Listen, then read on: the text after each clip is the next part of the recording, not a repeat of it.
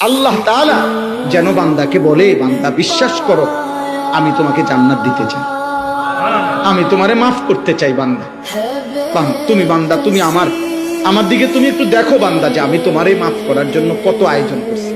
তোমারে মাফ করার জন্য আমি শবে বরাত এক রাত সাজাইছি, এক রাতে কোটি কোটি মাফ করি। তোমারে মাফ করার জন্য আমি শবে কদর এক রাতে আমি আল্লাহ তাআলা হাজার মাসের রাত্রির চাইতে বেশি মাফ করে থাকি।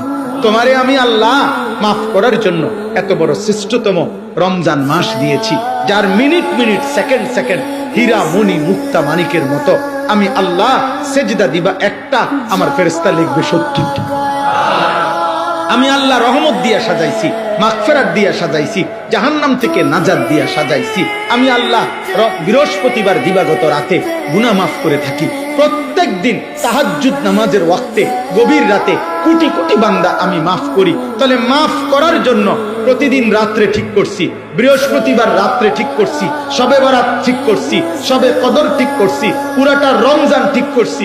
এছাড়াও বান্দা 90 বছরের গুনাহ নিয়েও যদি কেউ আসে, আমি আমার বন্ধুকে বলছি, বন্ধু যদি সে সত্যিকার তওবা করে আমি একসাথে মাফ করে দেব।